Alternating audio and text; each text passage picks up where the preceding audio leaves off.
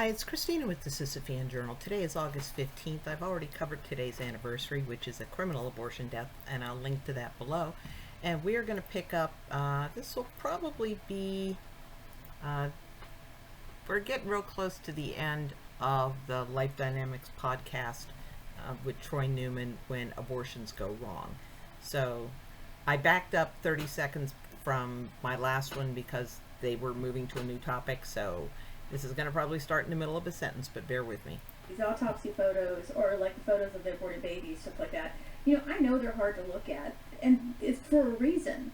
They should be. They should be. If we find that they're not hard to look at, then that should concern us. Mm-hmm. But, I get why people naturally, draw back a little bit, but the question these people need to be asking themselves is, why are these pictures offensive? If abortion is no big deal, if this is not the taking of the life of a human being, then it should not be so offensive. Now, the excuse they always give is, well, it's bloody and people don't like to see blood. YouTube is full of videos of actual draining abscesses and Dr. Pimple Popper and actual surgery being performed. There's YouTube videos of amputations being performed. But funny, I don't think you could show an abortion on YouTube. I don't think that would fly. If the reason why you and everyone else is getting mad is because it is exposing your conscience. If your heart isn't broken when you see a picture of Marla Cardamone or aborted baby, then you have no heart. Get a pulse meter out. Get your blood pressure checked, because you might not have a heart. It should be disturbing because abortion is disturbing.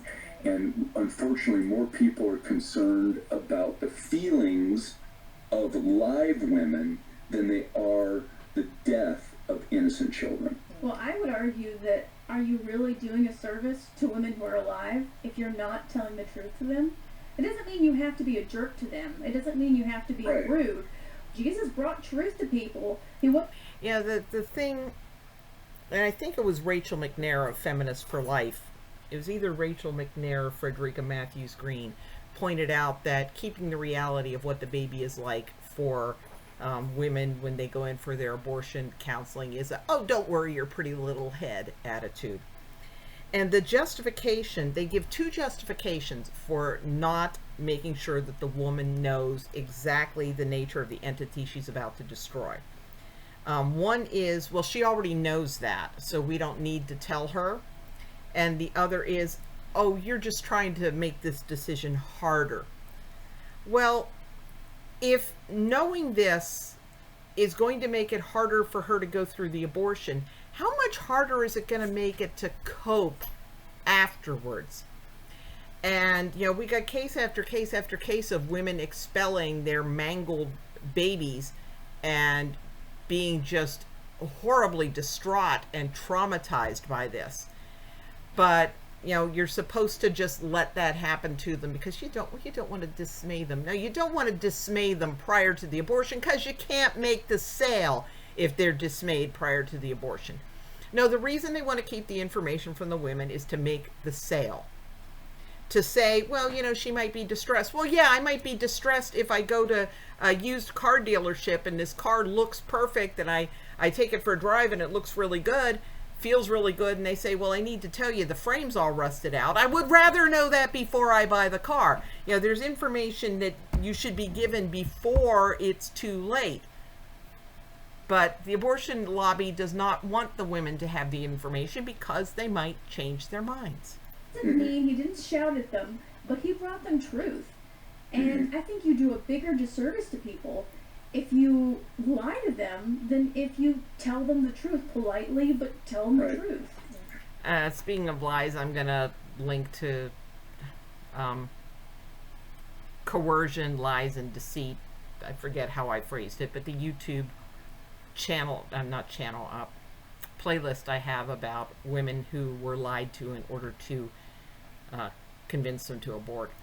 Well, there's an old saying, and Mark and I would use this all the time, is if you want to make a conservative mad, lie to them. If you want to make a liberal mad, tell them the truth. Yeah. That's good. That's very good. That's exactly right. Well, I mean, we covered so much. We could keep going for like 45 hours on this stuff. I mean, I have notes and tapes and stuff we never even got to. Well, let's schedule part 2, 3, and 4. I'd love to come back on your podcast anytime. You're carrying on the legacy of Mark, and that makes me proud, and I really appreciate you, ladies. Well, we appreciate your work, and I'm just going to give people the URL for your website. I really want them to go check it out. So, Okay, so I will include the URL for the website so that you can follow it if you want to. abortion911.com is one. OperationRescue.org. Go see all this information. And AbortionDoce. That's information. Operation Rescue curates the AbortionDoce website, which is where you can go to see documents about abortion facilities and practitioners.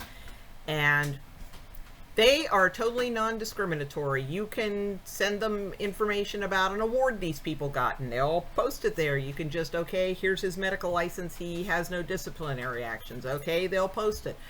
Or he's in prison now because he was raping his patients. They'll post that. So they don't just selectively post the bad stuff.